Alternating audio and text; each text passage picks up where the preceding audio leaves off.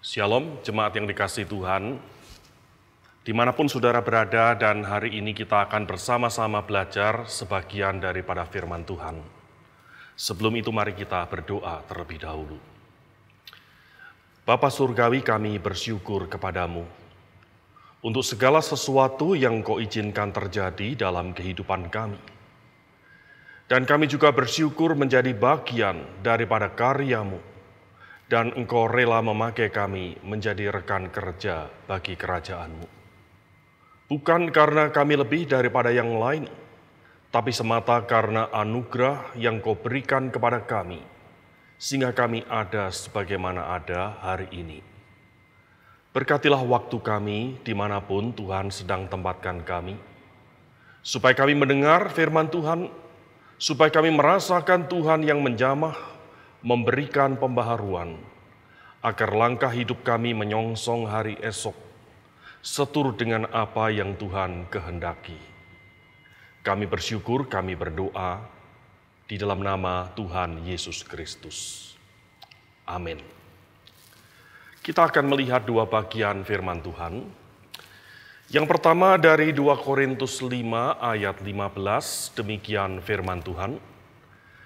Dan Kristus telah mati untuk semua orang, supaya mereka yang hidup tidak lagi hidup untuk dirinya sendiri, tetapi untuk Dia yang telah mati dan telah dibangkitkan untuk mereka. Bagian yang kedua, 2 Korintus 6 ayat yang pertama. Demikian firman Tuhan. Sebagai teman-teman sekerja, kami menasihatkan kamu supaya kamu jangan membuat sia-sia kasih karunia Allah yang telah kamu terima. Sampai demikian firman Tuhan, berbahagialah saudara yang mendengar, terlebih melakukannya. Saudaraku yang terkasih di dalam Tuhan Yesus Kristus, bagaimanakah sikap kita terhadap pandemi COVID-19 yang hari ini belum berangsur surut? Bahkan kita melihat akan menanjaknya orang-orang yang tertular. Dan meningkatnya penanjakan itu bukan dengan grafik linear, tetapi nampaknya sangat curam ke atas sebagai grafik eksponensial. Yang artinya, saudara, pandemik ini akan berlanjut dan akan berkepanjangan dan tidak ada satupun daripada kita yang mampu memberikan prediksi secara akurat kapan semuanya itu berakhir. Yang kedua, saudaraku, hari ini mari kita melihat apa yang menjadi efek daripada pandemi ini. Ternyata kita melihat suatu efek domino. Dan efek domino ini merambah secara dua arah dari berbagai area kehidupan manusia.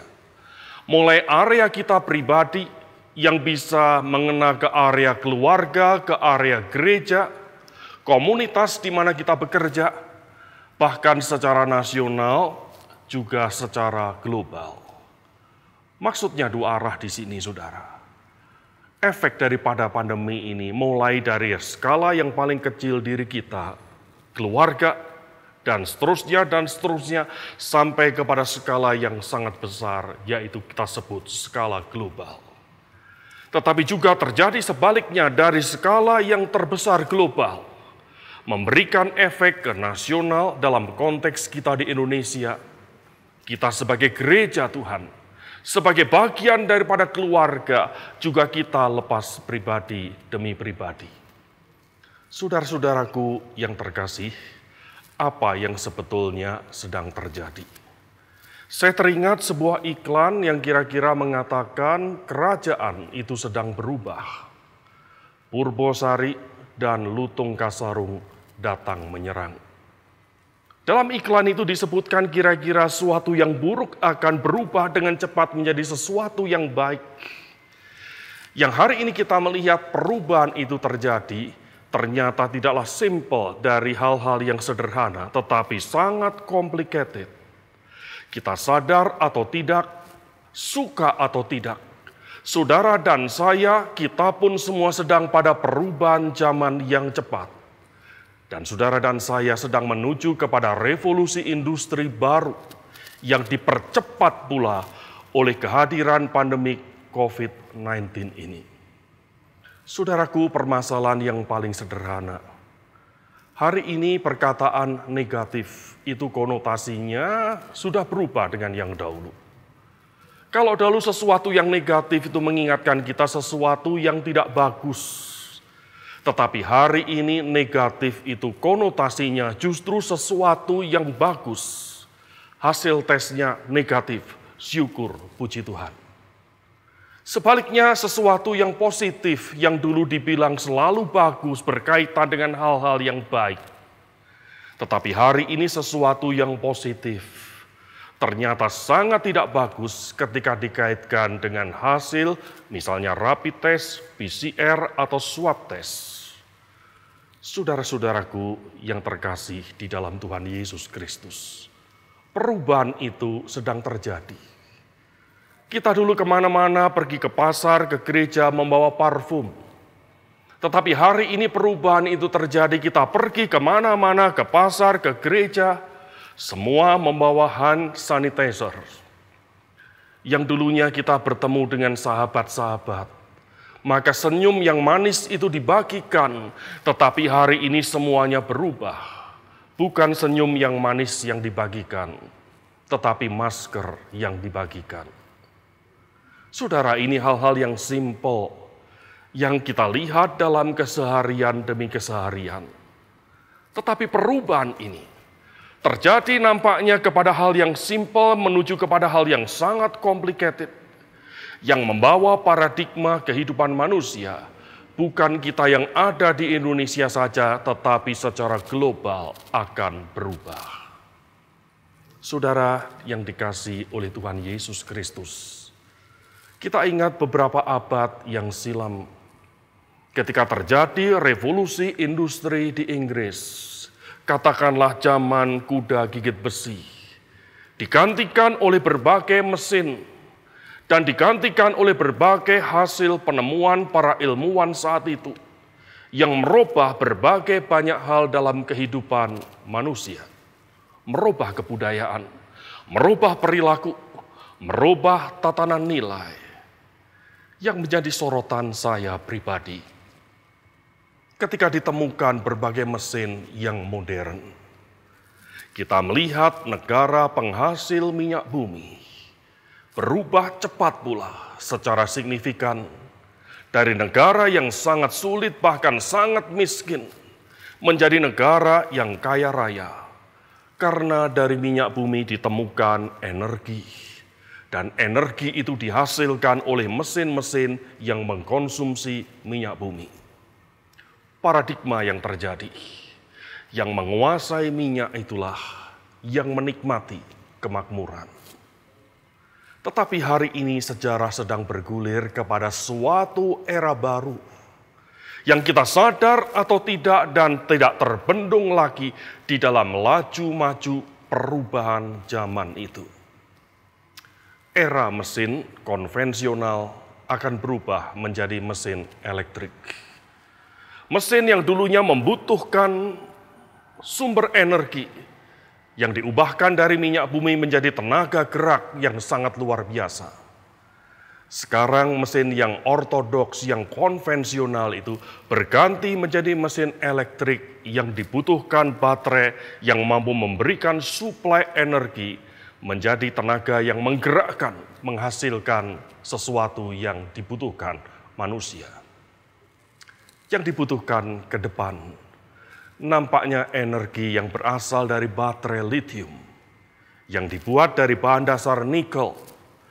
Dan nampaknya negeri kita, Indonesia, memiliki salah satu bagian kandungan nikel yang terbesar di dunia, yang menjadi sorotan, incaran banyak negara yang punya kepentingan dengan negeri kita. Saudara-saudara yang dikasihi oleh Tuhan, paradigma itu terjadi secara global dan akan kita rasakan secara nasional.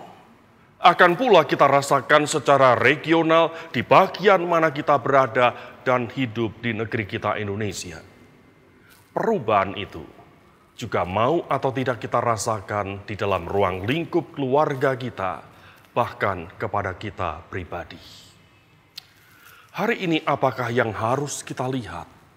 Dan apakah yang harus kita perbuat sebagai orang Kristen?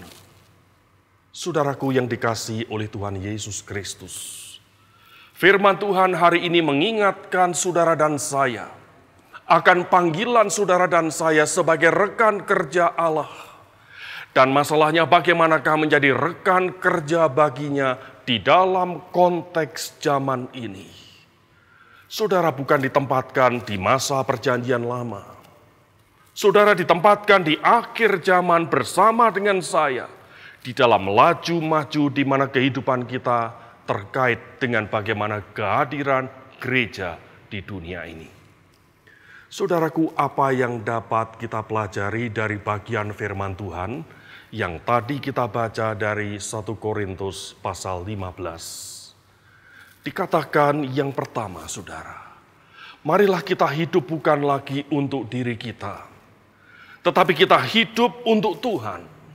Di sini kita melihat hidup yang dimaksud adalah hidup yang memiliki suatu arah.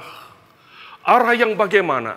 Arah yang dikatakan seperti yang dinyatakan oleh Paulus. Hidupku bukannya aku lagi, melainkan Kristus yang hidup di dalam aku. Hari ini saudaraku, kemanakah arah hidup kita? Ada orang yang tidak punya arah dalam kehidupannya. Setiap hari berjalan rutin dan membosankan, yang dia tidak mengerti suatu progress of life, yang harus dia rengkuh, yang dia raih. Yang dia tahu hidup itu berjalan rutin dan tanpa arah. Tetapi ada masalah yang berikutnya, yaitu dia sebetulnya memiliki arah.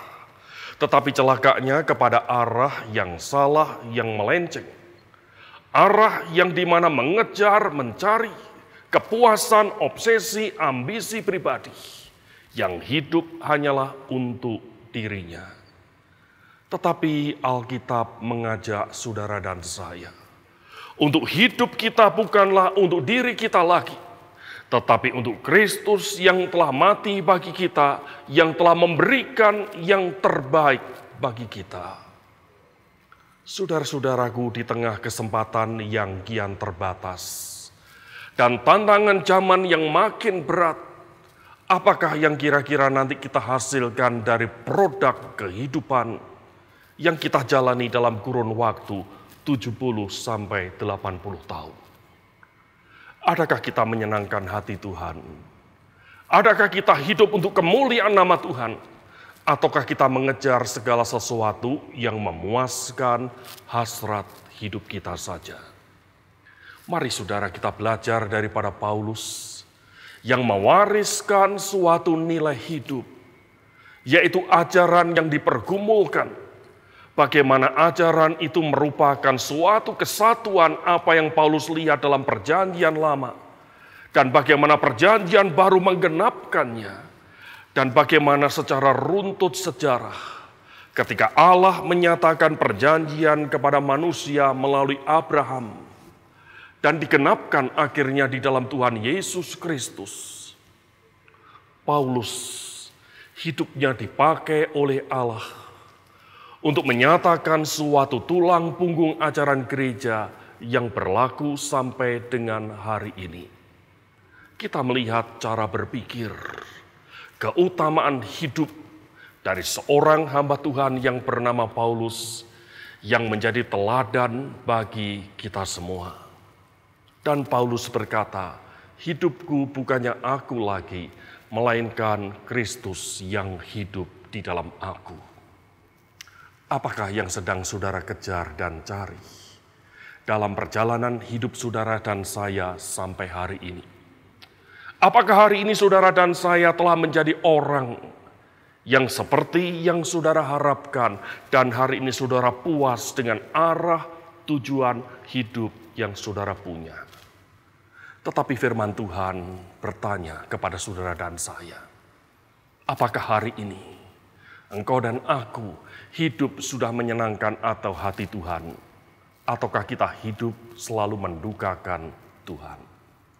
Mari kita belajar seperti Paulus, di mana dikatakan hidupku bukannya aku lagi, melainkan Kristus yang hidup di dalam aku. Yang kedua, dalam bagian surat Paulus ini, ada satu pergumulan untuk mencari tahu apa itu kehendak Tuhan. Dan apa yang Allah kehendaki bagi gerejanya, khususnya di kota Korintus. Di tengah-tengah penyembahan berhala, di tengah paradigma hidup yang berlawanan arus dengan apa yang Alkitab ajarkan. Nampaknya disitulah gereja Tuhan bertumbuh, berkembang di tengah tantangan zaman pada konteksnya.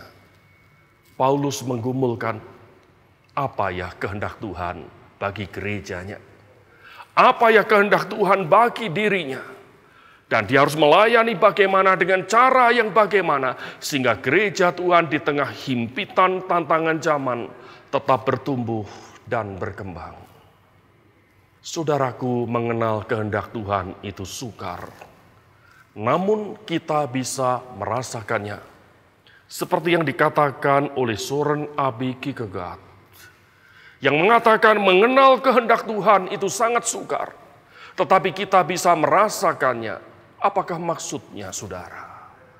Saya mengambil contoh dalam perjanjian lama, ada seorang yang bernama Yeremia yang hidup di tengah perpecahan Israel, di tengah terpuruknya dan tercerai-berainya Israel, yang tidak pernah lagi ada semarak bangsa Israel sebagai umat pilihan.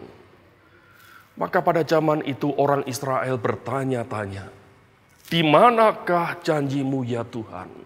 Bukankah engkau menjanjikan kami menjadi bangsa yang besar selaku anak-anak Abraham, di mana kami akan ada banyak di seluruh muka bumi, seperti bintang di langit dan pasir di lautan. Tapi pada masa itu betapa sulit, dan mengapa Tuhan izinkan orang-orang jahat, orang-orang yang tidak mengenal Allah Yahweh, yang menindas dari generasi ke generasi, yang membuat umatnya kawanan domba gembalaannya bertanya, di manakah masa depan itu?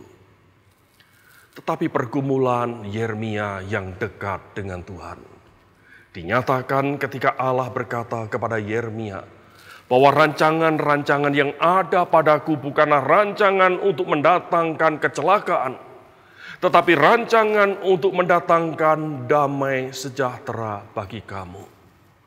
Saya yakin dalam keterbatasan Yeremia sebagai manusia, dia melihat, saudara, apa yang Tuhan katakan nanti umatnya kawanan domba gembalaannya akan dikumpulkan menjadi satu. Dan kemuliaannya akan dipulihkan seperti zaman Daud kembali. Saudaraku yang terkasih, Yeremia hanya memahami sebagian kecil rencananya. Tetapi Yeremia menjadi bagian dari rencana Tuhan yang panjang, yang kekal itu. Bahkan Yeremia hanya memahami hal yang sangat-sangat simpel. Dan rencana Tuhan itu jauh dari apa yang Yeremia pikirkan. Karena ternyata maksud daripada Tuhan menyatakan rencananya bukan sekedar sebangsa Israel terkumpul kembali. Tetapi orang-orang yang ada dalam perjanjiannya, orang-orang yang percaya di dalam Yesus Kristus, ada pengharapan, ada keselamatan. Dari berbagai latar belakang suku bangsa itulah yang disebut sebagai anak Abraham, yang akan dikumpulkan oleh Tuhan, akan dipersatukan kembali di dalam pengharapan yang kekal. Saudaraku yang dikasihi Tuhan, bukankah kehendak Tuhan itu kerap kali dinyatakan melalui berbagai paradoks kehidupan kita, sehingga kita kerap kali tidak mengerti mengapa Tuhan izinkan itu terjadi. Tetapi saudara, dalam bahasa Paulus dikatakan dalam kitab Roma, kita tahu sekarang Allah turut bekerja dalam segala sesuatu untuk mendatangkan kebaikan bagi setiap orang yang mengasihinya dan dipanggil sesuai rencananya. Saudaraku yang terkasih, ada banyak hal yang kita tidak mengerti, yang menjadi bagian dari pergumulan kita, termasuk saudara dan saya hari ini. Tetapi ketahuilah saudara, meskipun kita tidak mengerti apa kehendak Tuhan, ketika kita percaya Tuhan tidak pernah merancangkan sesuatu yang buruk, dan Tuhan menyediakan apa yang lebih baik dari apa yang kita pikirkan, meskipun itu jauh dari pengertian kita. Yang ketiga, kita mempelajari akan bagaimana kedaulatan Allah di atas segalanya. Kedaulatan Allah yang tak tergoyahkan oleh kemegahan manusia, di mana kita melihat Allah tetap konsisten dengan rencananya. Yang kita melihat ketika Allah menyatakan janjinya kepada Abraham, menjadi bapa segala bangsa, sampai pada penggenapan kedatangan Yesus yang menyatakan, ternyata bapa segala bangsa itu bukan sebatas keturunan genetis, tetapi ternyata semua orang, termasuk orang yang paling hina, seperti orang Samaria, seperti pemungut cukai. Tetapi ketika mereka percaya di dalam Tuhan Yesus Kristus, Tuhan Yesus berkata, orang ini pun layak disebut anak Abraham. Kita melihat laju maju sejarah bergulir, sesuai rencananya yang tidak pernah berbelok. Pada zaman Abraham ada banyak tantangan. Pada zaman Musa ada banyak tantangan. Pada zaman Daud ada banyak tantangan. Pada zaman Yerobeam, Rehabeam ada banyak tantangan dan ketidakmengertian. Ketika umatnya memasuki masa pembuangan, saudaraku yang terkasih, tetapi rencana Tuhan tetap eksis, tidak berbelok dengan kemegahan, kehebatan manusia. Kristus punya rencana yang dinyatakan ketika dia datang ke dalam dunia ini, menggenapkan akan perjanjian Allah kepada Abraham itu. Digenapkan di mana? Di atas kayu salib. Dia mati dan dia telah dibangkitkan. Seperti yang dikatakan dalam 1 Korintus 15 ayat yang kita baca tadi. Saudara-saudara yang dikasihi oleh Tuhan, kita melihat kedaulatan Allah tak tergoyahkan. Dia yang datang pertama kali, dia akan juga datang kembali yang kedua kali. Dan semua rencana mengalir akan menjadi bagian dari kenyataan. Yang manusia dengan segala kehebatannya tidak akan mampu mengubah rencana Tuhan. Saudaraku, lalu apa kaitan semua itu dengan kita? Message kita pada hari ini, agar saudara dan saya menjadi rekan kerja bagi Tuhan. Dan bagaimanakah kita bisa menjadi rekan kerja bagi Tuhan? Yang pertama, langkah konkret kita adalah pikiran yang terbuka. Apakah pikiran yang terbuka itu? Pikiran yang terbuka itu berarti pikiran yang tidak tertutup. Pikiran yang tidak tertutup itu bagaimana? Yaitu pikiran yang terbuka. Melihat perubahan dan tantangan zaman yang terjadi di era digital. Dan kita memiliki suatu update dari apa yang terjadi itu. Sehingga kita bisa mengerti dan nyambung dengan paradigma kehidupan yang berubah dengan cepat itu. Saudaraku yang dikasihi oleh Tuhan, kita melihat perubahan itu dengan segala efeknya yang terjadi. Dan kita lihat tidak terjadi dari satu sisi saja. Dan COVID-19 bukan hanya sekedar berdampak pada masalah area medik atau kesehatan, tapi menyentuh hampir semua sisi kehidupan manusia, kehidupan kita semua, dan merubah segala sesuatunya yang kita kenal hari ini dengan new normal. Saudaraku, tetapi kedaulatan Allah tidak akan tergoyahkan. Allah tetaplah Allah yang punya rencana, yang dinyatakan rencananya itu menjadi bagian dalam sejarah yang kita rasakan bersama. Dan saudara dan saya dipanggil menjadi rekan kerja bagi Tuhan. Mari kita melihat zaman yang berubah. Kita sudah bukan hidup di era Kodak dan kamera Polaroid lagi. di era yang semuanya serba digital. Bagaimanakah kita berperan? Saya melihat dan mengingat akan seorang pendeta yang sudah dipanggil pulang oleh Tuhan, Pendeta Eka Dharma Putra. Beliau pernah mengatakan bola itu sudah digelindingkan. Kita mau ikut bermain atau tidak? Kalau kita tidak ikut bermain, orang lain yang akan memainkan bola itu, menggiring bola itu, membawa kepada suatu gol yang dia tuju. Perubahan sedang terjadi. Di manakah saudara dan saya, sebagai anak-anak Tuhan, sebagai pelayan-pelayan Kristus yang hidup dalam perubahan itu? Sudahkah kita memiliki pikiran yang terbuka, yang memberikan keseimbangan di dalam cara pandang iman Kristen dan semangat mengasihi Tuhan, karena Tuhan yang lebih dulu mengasihi kita. Yang kedua, saudara, menjadi rekan kerja bagi Tuhan perlu personal impact, perlu keteladanan yang kita mulai dari diri kita dengan membangun integritas hidup yang menjunjung tinggi kemurnian motivasi untuk melayani bukan karena dorongan kita mengasihi diri kita sendiri, tetapi mengasihi Kristus yang mengasihi kita lebih dahulu, bahkan yang telah mati bagi kita semua. Orang-orang yang memiliki integritas digambarkan tulus seperti merpati, cerdik seperti ular, memiliki hidup yang lurus, memiliki kapasitas yang dipersembahkan kepada Tuhan, yang Tuhan pakai sesuai dengan konteks zamannya. Kita jangan mengharapkan keteladanan ini dimulai dari orang lain, tapi mulailah dari diri kita. Yang ketiga adalah empowering, yaitu pemberdayaan.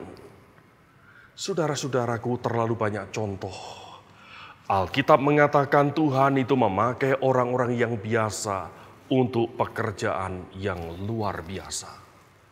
Orang-orang yang Tuhan pakai bukanlah orang-orang yang selalu kategori orang yang hebat, orang yang saleh, yang tak bercacat, tak bercela. Alkitab menceritakan tentang kehidupan manusia itu apa adanya sebagai bagian dari parade kehidupan secara konkret. Abraham penuh dengan kelemahan, jatuh bangun dalam dosa, jatuh bangun dalam pergumulan. Daud penuh kelemahan dan dia pernah melakukan cacat dalam kehidupannya. Ketika dia melakukan dosa perzinahan dan membunuh akan suami daripada wanita itu.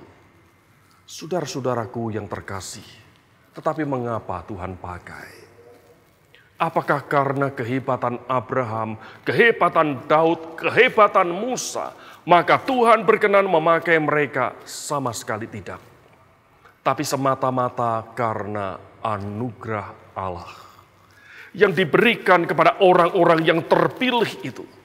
Sehingga orang-orang yang terpilih, yang menjadi rekan kerja bagi Tuhan itu, memiliki kapasitas dan apa yang ada dalam hidupnya diberikan sepenuhnya.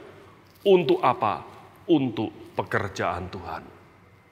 Saudara-saudara yang terkasih di dalam Tuhan Yesus, saya teringat catatan Alkitab dalam Perjanjian Lama.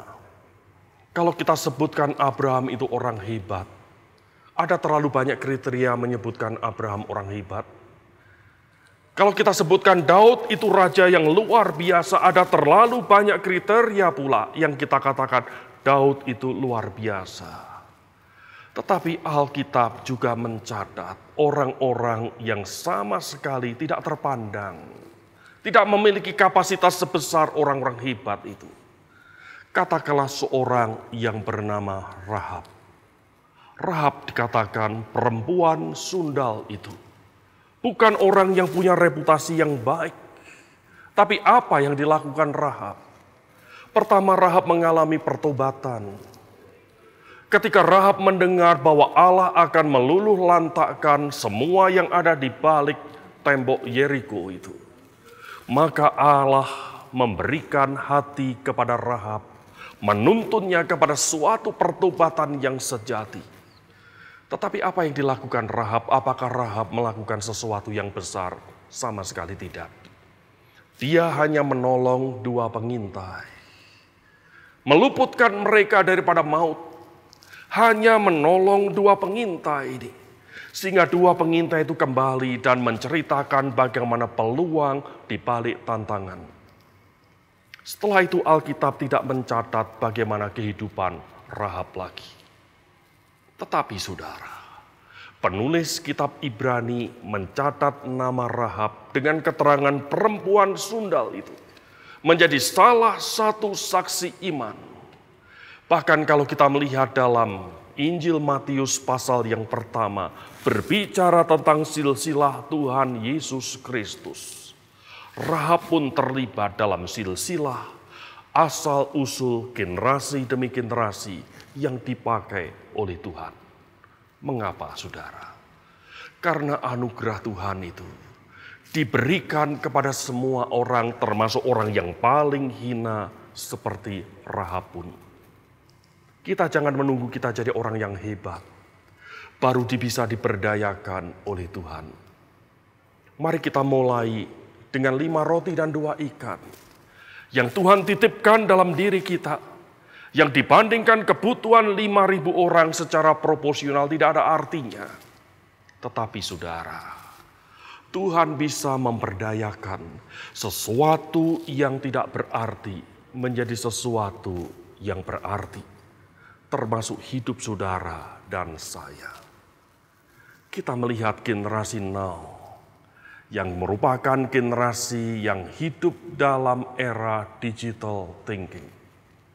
Marilah kita melihat mereka sebagai suatu aset masa depan gereja. Untuk itu marilah kita berjerih lelah, kita bina untuk masa depan gereja di mana mereka adalah generasi pengganti generasi hari ini, pengganti generasi saya. Untuk menjadi orang-orang yang diberdayakan. Untuk apa? Untuk menjadi berkat dalam konteks gereja Indonesia, bahkan secara global. Yang terakhir, bagaimanakah menjadi rekan kerja bagi Tuhan itu? Poin yang terakhir adalah networking. Networking itu artinya adalah jejaring. Jejaring bagaimana? Saudara yang dikasihi oleh Tuhan, hari ini kita bukan hidup di era one man show. Yang kita mengandalkan satu orang hebat mengatasi semua keadaan. Atau kita mengandalkan satu organisasi yang hebat, yang luar biasa untuk mengatasi keadaan dan tantangan zaman. Tidak mungkin, saudara. Kita hari ini perlu networking, perlu jejaring, perlu bergandeng tangan bersama menghadapi tantangan perubahan itu. Kalau tidak, kita akan tergilas oleh zaman ini. Kita perlu sinergi dalam keragaman untuk suatu tujuan yang sama, yaitu apa? Menjadi rekan kerja Allah yang efektif, efisien, sehingga berbuah lebat bagi kemuliaannya. Saudaraku, apakah yang dapat kita simpulkan pada hari ini? Yang pertama, saudara dan saya bukan sekedar berada di tengah rencananya, tapi ingatlah, saudara dan saya adalah bagian dari rencana Tuhan itu. Kita bukan sekedar berada di tengah rencananya, tapi kita bagian dari rencananya itu. Meskipun kita bukan bagian utama, bagian yang terkecil, tetapi rencana Tuhan itu rencana yang kekal. Berbahagialah saudara, oleh anugerahnya menjadi rekan kerja bagi Tuhan. Mengapa saudara? Karena Allah mengendaki kita menjadi rekan kerja baginya. Maukah saudara dan saya memberikan yang terbaik dalam kapasitas, talenta, kesempatan yang Tuhan berikan dalam hidup saudara hari ini. Agar perjalanan hidup saudara memiliki makna hidup yang baik, yang indah di mata Tuhan, yang menjadi suatu catatan sejarah bahwa saudara adalah bagian dari rencana Tuhan untuk keselamatan bagi dunia ini. Tuhan memberkati saudara. Mari kita berdoa. Tuhan, kami bersyukur meskipun kami lemah, kami tidak berdaya. Engkau memberikan kapasitas kepada kami meskipun beragam dan berbeda-beda. Tapi kami Engkau bentuk untuk satu tujuan yang sama. Untuk kembali menyatakan kemuliaan bagi nama-Mu. Mari ya Tuhan, tolonglah kami. Untuk pada saat ini hidup kami, Engkau pakai menjadi rekan kerja bagi-Mu. Sehingga waktu perkenanan Tuhan itu, ketika Tuhan nyatakan kepada kami lihat betapa indah, betapa mulia rencana-Mu yang Kau nyatakan bagi kami. Kami bersyukur untuk firman-Mu pada pagi ini. Kami berdoa di dalam nama Tuhan Yesus Kristus. Amin.